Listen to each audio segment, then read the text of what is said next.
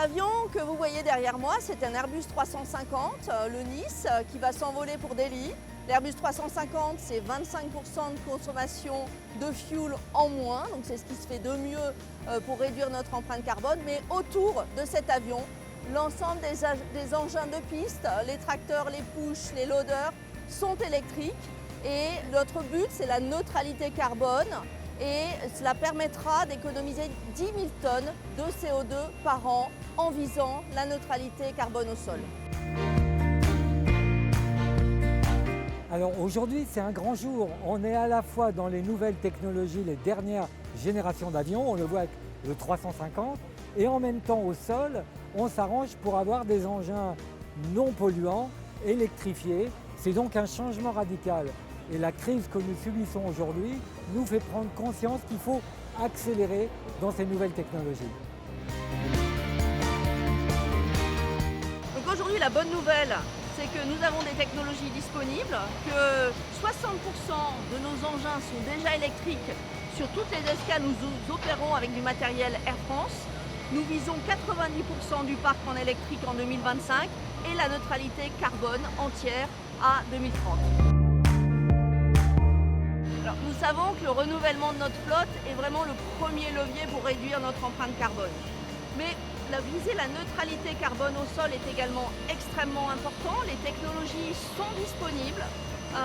Nous avons des partenariats forts avec les équipementiers, avec CLD qui nous fournit une bonne partie de notre matériel de piste, avec Carwatt, une start-up qui nous a permis de changer les moteurs thermiques des tapis bagages en moteurs électriques en utilisant des piles en seconde vie, donc c'est vraiment de l'économie circulaire.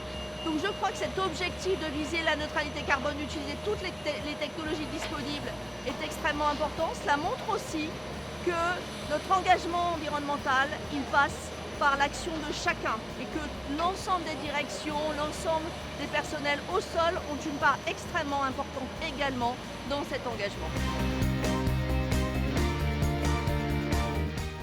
Alors Carwatt est une start-up qui donne dans l'économie circulaire le développement durable, c'est-à-dire qu'elle prolonge la vie des batteries, du secteur automobile par exemple, elle prolonge la vie des véhicules. C'est pour ça que par exemple un tapis à bagages qu'on pourrait réformer au bout de 6-7 ans, on peut l'emmener beaucoup plus loin.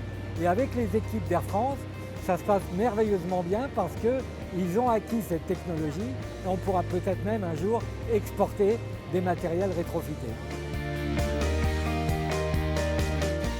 Aujourd'hui, il y a une nécessité d'avoir une rupture technologique.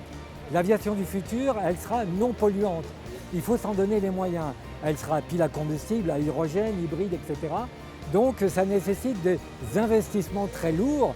Les compagnies, elles, reçoivent ces matériels, mais en même temps, c'est elles qui achètent. Et ça, c'est important parce qu'il faut prendre de l'avance. C'est la nouvelle technologie au service de l'environnement et ça devient de plus en plus important.